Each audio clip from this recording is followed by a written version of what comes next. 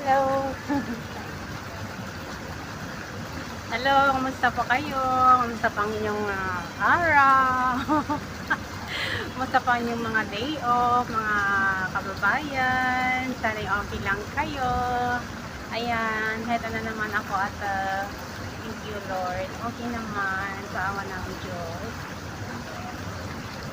Ayan, day off ko. Sana'y day off nyo rin mga kananay. At sana'y nagre-rest din yung mga hindi lumalabas. As usual, wala naman tayong ibang magawa sa Friday kundi kami lang.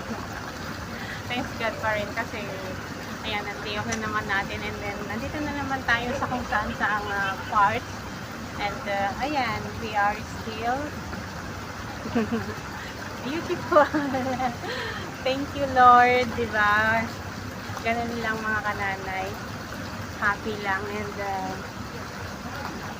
don't think nega ano naman ang mga sinasabi ko, wala kang alam sabihin eh. Basta laging happy, laging positive, ganyan. Ikot-ikot, mag-exercise, ganyan. Alam niyo, lagi-lagi ko itong ginagawa sa araw-araw sa bahay, kahit pagtapos na yung work ko, ginaganyan-ganyan ko para naman tayo, hindi tayo magkarayuma.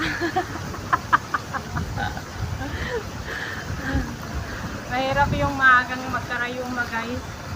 Puti pa yung mga lula-lula noong unang panahon, guys. Kahit patanda na sila, ay nako, ang titibay pa rin ng kanilang mga tungkod at parang wala silang mga aray-aray sa tungkod. Tingnan mo, kahit ganito ko lang siya, guys. Mga ganyan. Kaya ang sarap ay ganito, guys, para laging malusog ang ating mga tungkod, kasi tayo puro trabaho. Yung mga ano lang ang ginagawa, yung mga tungkod natin hindi na nag-exercise. Yung mga ano ko, mga ganito shoulder ko, laging napapagod yan sa kakadeliver ng pagkain. Sa kwarto ng alaga ko, iba sa balkon, iba sa sala, pero kayang-kaya pa naman, kayang-kaya para sa pamilya. And para makapag ipon din tayo ng bagay na gusto nating bilhin.